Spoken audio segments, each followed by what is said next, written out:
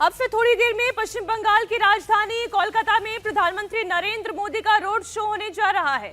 माहौल बन चुका है, बीजेपी कार्यकर्ताओं में जोश हाई है। बंगाल के लिहाज से मोदी के लिए ये सबसे मुश्किल फेज है, सबसे टफ फेज है, क्योंकि बंगाल के जिन 9 सीटों पर 1 जून को मतदान होना है उनमें बीजेपी की परफॉर्मेंस नील बटा सन्नाटा है। जी हां, स्ट्राइक रेट 0 है। मोदी आज जहां पर रोड शो कर रहे हैं, ये कोलकाता उत्तर का इलाका है, जहां पिछली बार ममता बनर्जी की पार्टी टीएमसी 1.25 लाख से ज्यादा वोट से जीती थी। 7th फेज ममता बनर्जी का सबसे सेफ जोन है।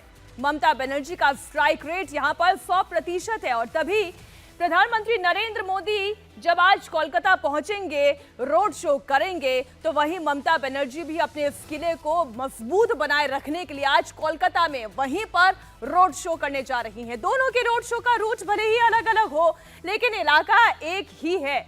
ममता बनर्जी पहले रोड शो की शुरुआत एंटली से करेंगी और पार्क सर्कस तक जाएंगी। मतलब ये कि नॉर्थ और साउथ कोलकाता के बीच दीदी रोड शो करेंगी, तो प्रधानमंत्री नरेंद्र मोदी कोलकाता के श्याम बाजार से शिमला स्ट्रीट तक आज कोलकाता वासियों को मेगा रोड शो दिखने जा रहा है। बीजेपी की भी ताकत दिखाई देगी, तो वहीं ममता बनर्जी की भी ताकत दिखाई देगी। इस रोड शो से पहले ही प्रधानमंत्री नरेंद्र मोदी ने अपना एजेंडा क्लियर कर दिया है। मोदी कह रहे हैं कि बंगाल में कोई चक्कर वक्कर नहीं है, बल्कि एक तरफा चुनाव है। देश के सबसे पॉपुलर लीडर का दावा है कि बीजेपी को सबसे ज्यादा सफलता पश्चिम बंगाल में ही मिलने जा रही है। विपक्ष पूरी तरह हताश है, निराश है। टीएमसी बंगाल में अस्तित्व की लड़ाई लड़ रही है। बंगाल के चुनाव में टीएमसी पार्टी अस्तित्व की लड़ाई लड़ रही है।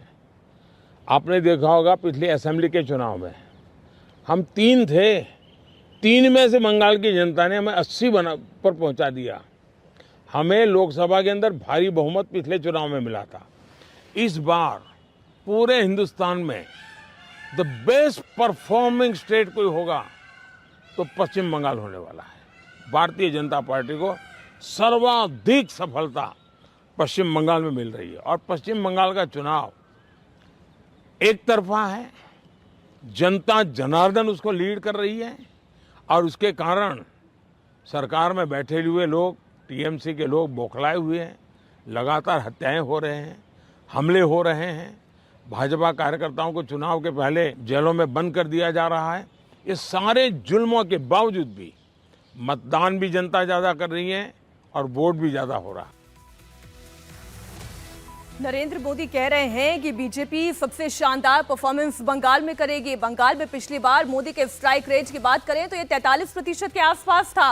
42 में से केवल 18 सीटें बीजेपी, आप ये कह सकते हैं कि ये वो बीजेपी है जो कभी साल 2014 से पहले 2009 की सीटों की बात करें सिमटी हुई थी, हताश सी थी, कमजोर सी थी।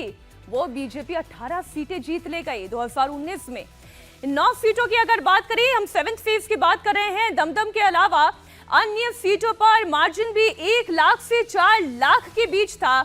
इसलिए तो दीदी भी जीत का दम भर रही हैं। पश्चिम बंगाल की मुख्यमंत्री ममता बनर्जी का कहना है कि अगर हम सीपीएम को उखाड़ कर फेंक सकते हैं तो बीजेपी को भी उखाड़ कर फेंक देंगे।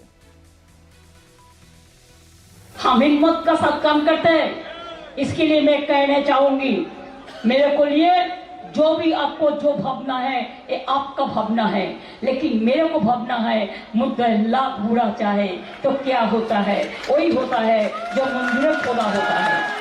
आज भी याद रखना, बांग्ला ही रहा है। इसी के लिए हम अगर सीपीएम को ऊपर उखाड़ दे सकते थे तो हम बीजेपी को भी उखाड़ देंगे। ये हमारा वादा है, ये हमारा वादा है, ये हमारा वादा है। रोशनी चाँद से होना है, सितारों से नहीं। मोहब्बत तृणमूल कांग्रेस से होता है, जोराफुल से होता है और किसी से नहीं।